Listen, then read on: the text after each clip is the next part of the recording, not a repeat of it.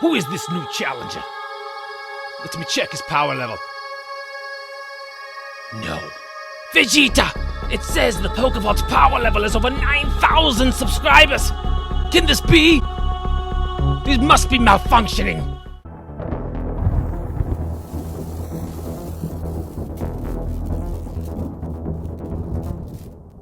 Yo, what is up, guys? Welcome back to the channel. My name is Sean, you're in the Pokevault, and today we're going to be talking about celebration singles that I think are good buys and very collectible. Hey guys, before we get into this episode, I just wanted to thank you again. We just went over 9,000 subscribers. It's kind of a weird feeling, to be honest, especially for someone like me. I wasn't expecting this to become what it is, and it's becoming a monster, and our community is absolutely second to none. Our Discord is absolutely off the hook. If you're not in Discord, definitely go get in there. I'm going to be talking about that a little bit later. Also, guys, I wanted to mention our giveaway at 10,000 subscribers. Here it is. Boom. So we're going to be giving all this away, guys, at 10,000 subscribers. Make sure you subscribe to the channel and consider becoming a member. So I just want to preface, guys, before I talk about these singles, obviously the set is very new and these cards have already kind of hit a peak and have plummeted a little bit in price. But what I want to talk about is not so much the price. I'm going to give you the current cost that I'm seeing for them, but I just want to talk about the collectability and just, you know, the card in general, strength of the card, the artwork that was chosen to be reprinted for 25th anniversary. I'm just going to talk about the ones that I'm going to like collecting, that I'm going to be going for to hold on to long term, and just see what happens, see what they do. All right, so number one, guys, is going to be the Greninja Gold Star promo. So yeah, guys, this is the Gold Star promo Greninja that comes in the Elite Trainer boxes for celebrations.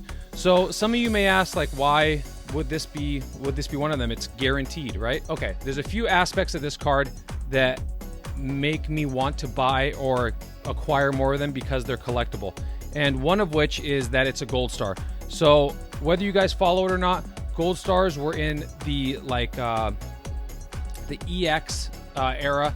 So these are vintage, right? This style of card, the Gold Star, is vintage, and it has a vintage Gold Star artwork. The reason why this one's important is because this is the first time that Pokemon has created a new Gold Star. So that is significant. And it may not be significant right now, but it's going to be significant long term, in my opinion, especially for nostalgic collectors that have been in the game for a long time, like myself and a lot of other people I know. Another reason is that it is, you know, a Greninja. It's a fan favorite Pokemon. This was a poster child Pokemon for the cartoon, just like Pikachu was. It was for like a whole series. You know, Ash had his Greninja, and that was a thing, right? So that's another aspect. And then also, guys, this is just, at some point, it's going to be hard to get these in a way. I know there's going to be a lot of them, but at some point down the road, it's going to be hard to get these because that you have to crack an ETB to get them. But there are going to be a lot on the streets. But for right now, they're selling for $9.99, $10. I mean, it's a fair deal as far as I'm concerned. Okay. All right. Up next, we have the Mew EX. So here's the Mew EX from Celebrations. Number one, I love this artwork back when in the EX, and I love the artwork now. And it pops right off of the cardboard. I love the look of it. I think if you can get this in a PSA 10, you're going to be doing okay long term. You're not going to lose a lot of money. Well, I mean, getting it graded is going to be the tough part. But other than that, I mean, it's just a beautiful card. And coming in at about $10. And just so you know where I'm getting these prices, guys, I'm using a resource online. I love what they offer the community. It's called Pokedata. So on Pokedata, you can search different sets. You can look at cards, individual prices. You can find a card readily, easily, and they sort it for you from most expensive to least expensive. And their data comes from sold listings on eBay, which I believe is the authority on what the value is of a card. And then it also takes high and low prices, and then takes a median. And there's also places like Discord, our Discord, which has a sell and trade channel. Get on it if you're not there already. And you will see cards being either sold or traded for at a lower value. That doesn't include all the extra fees that eBay tax on, because that adds to a card's cost and price. So yeah, guys, this is definitely a play for me, especially at a median price of $10. Obviously, you're going to see them sell for more, less, whatever, but right in there, if you can get this anywhere between 10 and 15 bucks, I think this is a play. It's a beautiful card. I love it. So, yeah. All right, guys. Up next, we have Blastoise. All right. So, Blastoise is obviously a reprint from base set. These right now have a median price of about $13 to $15. I know that may sound low to some people, but I have seen them sell for that much. I've seen them sell for much more. When these first came out, these were like 40 or 50 bucks. But as you know, obviously with anything, once more supply hits the market, the demand gets lower and the price goes down, right? Because the people want to sell them. So these were popping off in the beginning. But just looking historically at this Blastoise artwork in general from the past, it's always done very well. This has been the middle runner, obviously, where, you know, the Charizard was the high and the Venusaur was the low. So this guy is always kind of held tough. I love this artwork. It has a cool circular swirl around it.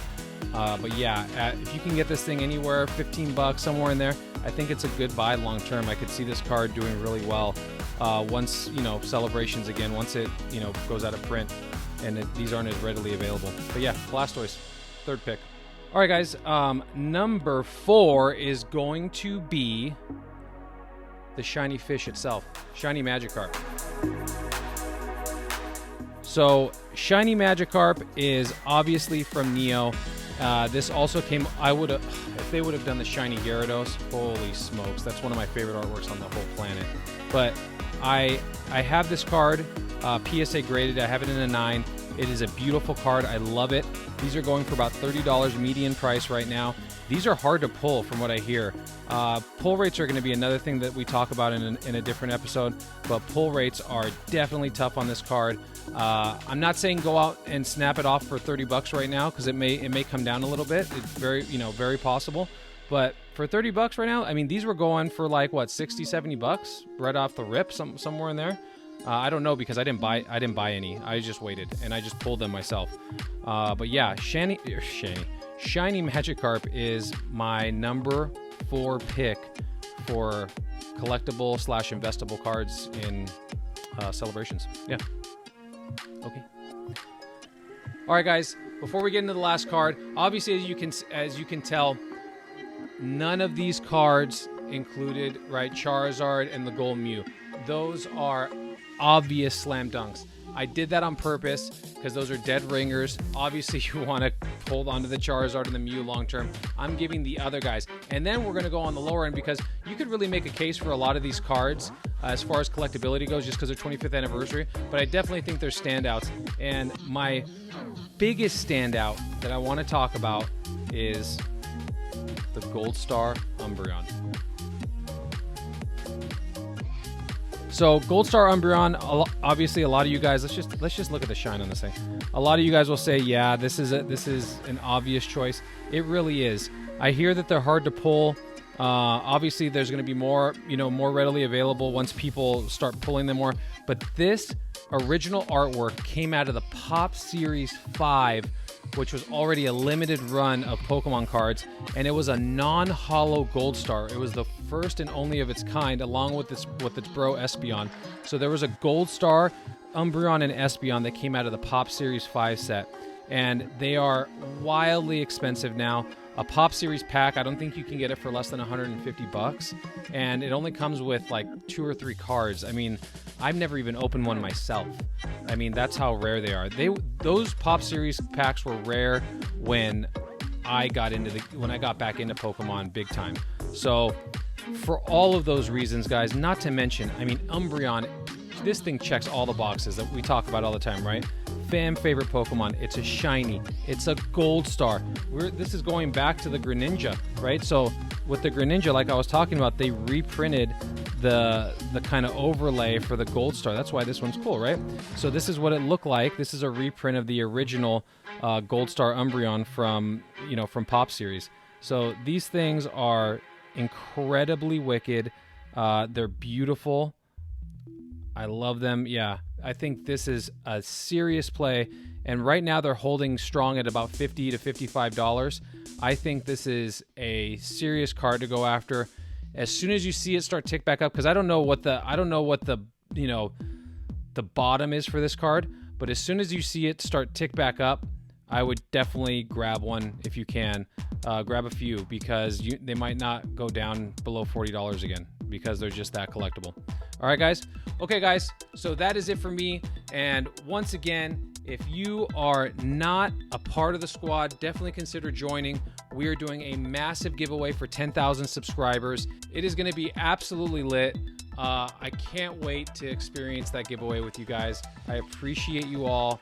And yeah, I will see you on the next episode. I live inside my own world of make-believe.